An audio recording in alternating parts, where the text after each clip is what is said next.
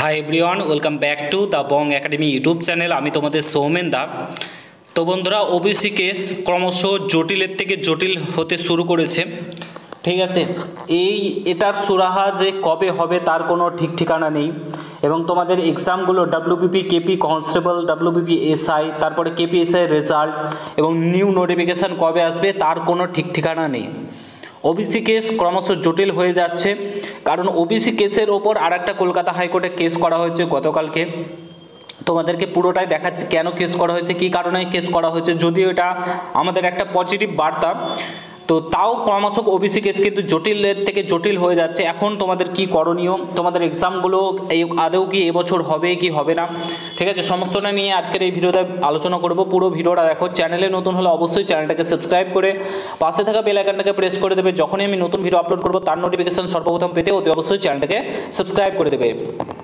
তো on screen তোমরা দেখতে পাচ্ছ, তোমরা প্রত্যেকে জানো রাজ্য সরকার সুপ্রিম কোর্টে 3 মাস সময় চেয়েছে সমীক্ষা করার জন্য নতুন করে, এবং বলেছে 3 মাস পর তারা নতুন করে যে যারা অ্যাকচুয়ালি ওবিসি নয় তাদেরকে বাদ দেবে এবং নতুন করে সমীক্ষা করে যাচাই করে সার্ভে করে তাদেরকে পুনরায় অ্যাড করবে। যাই হোক, সেটা করবে, তালিকা জমা দেবে, এরকম হচ্ছে ব্যাপার।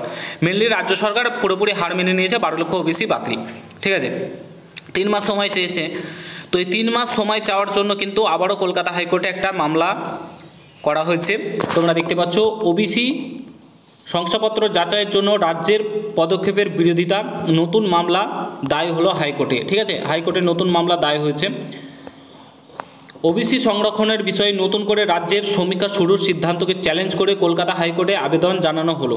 একদম সঠিক, কারণ এতদিন সময় কেন নিতে যাবে। এবং মেন কথা হচ্ছে, সুপ্রিম কোর্টে যদি জানতো, রাজ্য সরকার সবই জানতো যে তারা কেসটা হারবে, তাহলে সুপ্রিম কোর্টে যাওয়ার কোনো দরকারই ছিল না। কলকাতা হাইকোর্ট যে রায়টা দিয়েছিল সেটাকে মেনেই তারা তখনই সার্ভেটা চালু করে দিতে পারতো, তাহলে এতদিনে সমস্ত কিছু মিটে যেত।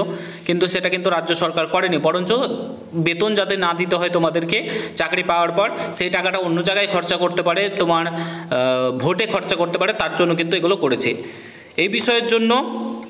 এই বিষয়ে রাজ্যের সিদ্ধান্তকে চ্যালেঞ্জ করে কলকাতা হাইকোর্টের দৃষ্টি আকর্ষণ করেন আইনজীবী বিক্রম বন্দ্যোপাধ্যায়। তার বক্তব্য, 2010 সালের পর তৈরি রাজ্যের সব ওবিসি বাতিল করেছে কলকাতা হাইকোর্টে। ঠিক আছে, বলেছে সুপ্রিম কোর্ট ওই নির্দেশের ওপর কোনো কিন্তু স্থগিতাদেশ দেয়নি। এই অবস্থায় ওবিসি চিহ্নিত করে নতুন সমীক্ষা শুরু করেছে রাজ্য। ওই বিষয়ে দ্রুত শুনানির আর্জি জানান এই আইনজীবী। অর্থাৎ সুপ্রিম কোর্ট কিন্তু কোনো রকম স্থগিতাদেশ দেয়নি। ঠিক আছে, তো ওই ওবিসি নতুন করে সমীক্ষায় এত সময় নেওয়ার কোনো প্রয়োজন নেই, দ্রুত যাতে শুনানি হয় তার জন্য কিন্তু কেসটা করা হয়েছে। অর্থাৎ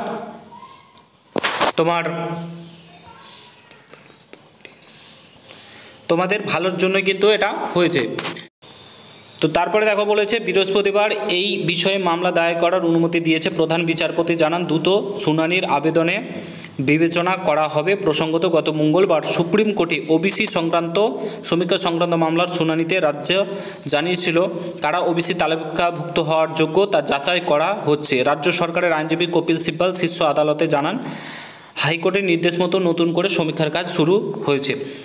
এই অবস্থায় ওবিসি মামলা 3 মাস পিছিয়ে দেওয়ার আর্জি জানান রাজ্যের আইনজীবী কপিল সিব্বাল। তার আবেদনে মেনে রাজ্যকে 3 মাস সময় দেয় শীর্ষ আদালত। ঠিক আছে, 3 মাস সময় দিয়েছে, জুলাই মাসে এই শুনানি।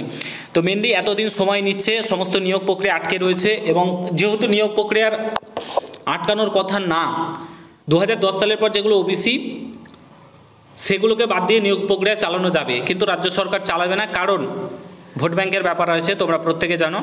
এবং এখানে যদি তোমাদের সেটাই মেনে নেয় রাজ্য সরকার যদিও সেটাও মেনে নেয় যে 2010 সালের পর সমস্ত ওবিসি বাতিল করে তোমার নিয়োগ প্রক্রিয়া চালায়, তাও নতুন করে তোমাদেরকে ডাব্লিউবিপি, কেপি কনস্টেবল যারা বাদ যাবে তাদেরকে নতুন করে কিন্তু ফর্ম ফিল আপ করতে হবে। এই হচ্ছে বর্তমান অবস্থা। মানে ওবিসি কেস ক্রমশ জটিল থেকে জটিল হতে শুরু করেছে। তো এখন কি হবে না হবে কিছু বলা যাচ্ছে না। তো এই হচ্ছে মোটামুটি আপডেট, আশা করি বুঝতে পেরেছো। যদি ভিডিওটা ভালো লাগে প্রত্যেকের সঙ্গে শেয়ার করো। আমি ভিডিওটা এখানে সমাপ্ত করছি এবং তোমাদেরকে জানানো দরকার ছিল, জানিয়ে দিলাম। পড়াশোনা চালিয়ে যাও, তাছাড়া কিছু করার নেই। এখন একটাই কর্তব্য, পড়াশোনা করা। আমাদের পশ্চিমবঙ্গের জন্ম হয়েছে, এটাই আমাদের সবচাইতে বড় ভুল।